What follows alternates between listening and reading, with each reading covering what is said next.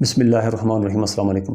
کربلا کا میدان، 10 محرم جمعے کا دن، صبح کا وقت۔ حضرت امام حسین رضی اللہ تعالیٰ عنہ اپنے لشکر کی جنگ بندی کے لیے، جنگ لڑنے کے لیے صفیں سیدھی کرا رہے ہیں۔ ٹوٹل 72 افراد اور ایک طرف 5000 لوگ، ان سے مقابلہ ہو رہا ہے۔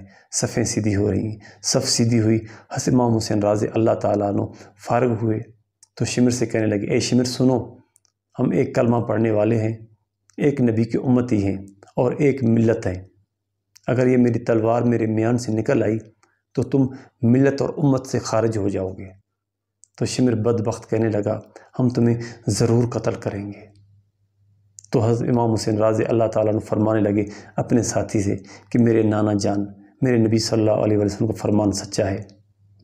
تو ان کے ساتھی کہنے لگے، کون سے فرمان کی بات کر رہے ہو؟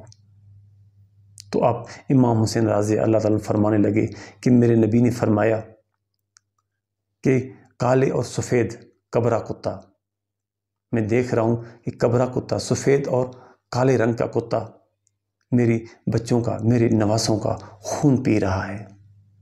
تو حضرت امام حسین کہنے لگے، یہ وہ شخص ہے شمر جس کے بارے میں رسول اللہ صلی اللہ علیہ وسلم نے فرمایا تھا، کیونکہ شمر کو برس کی بیماری تھی، پھل بیری کی بیماری تھی، جس کا جسم کالا تھا لیکن اس کے اوپر سفید سفید قسم کے داغ بنے ہوئے تھے، دبے بنے ہوئے تھے، اس کا اس لیے جسم چٹ کبرا ہو گیا تھا۔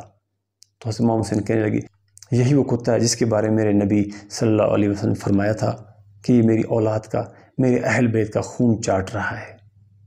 اور پھر میدان کربلا سجا اور امام حسین اور اس کے اہل بیت کو قتل کر دیا گیا۔